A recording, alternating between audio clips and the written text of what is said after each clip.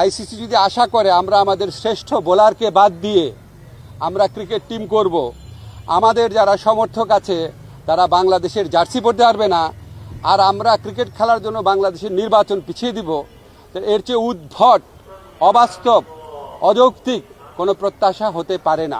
আইসিসির যে security team আছে, সিকিউরিটি দায়িত্বে যারা আছে, তারা একটা চিঠি দিয়েছে। সেই চিঠিতে বলা হয়েছে 3টা জিনিস হলে বাংলাদেশ টিমের নিরাপত্তা আশঙ্কা বাড়বে। একটা হচ্ছে বাংলাদেশ টিমে যদি মুস্তাফিজ অন্তর্ভুক্ত হয়। Gold's Gym across 30 plus countries with over 700 plus locations worldwide. Train anywhere, belong everywhere.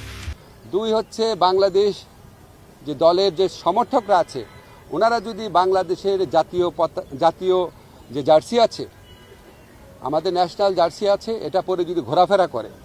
R 3rd হচ্ছে ইলেকশন যত এগিয়ে আসবে তত নাকি বাংলাদেশ দলের নিরাপত্তা আশঙ্কা বৃদ্ধি পাবে। তো আইসিসি সিকিউরিটি টিমের এই বক্তব্য সন্দেহাতীতভাবে প্রমাণ করেছে যে ভারতে বাংলাদেশ ক্রিকেট টিমের T20 বিশ্বকাপ খেলার কোনো রকম পরিস্থিতি নাই।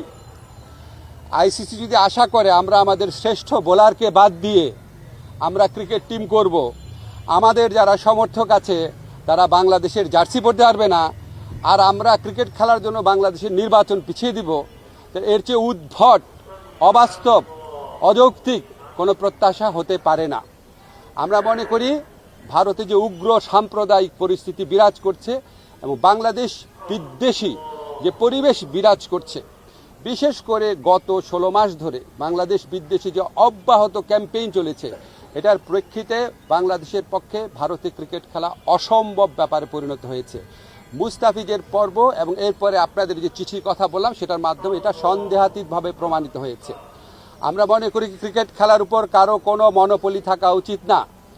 বাজার ব্যবস্থাপনার ভিত্তিতে একটা খেলার সম্পূর্ণ বা একটা টুর্নামেন্টের ভাগ্য নির্ধারিত হতে পারে না।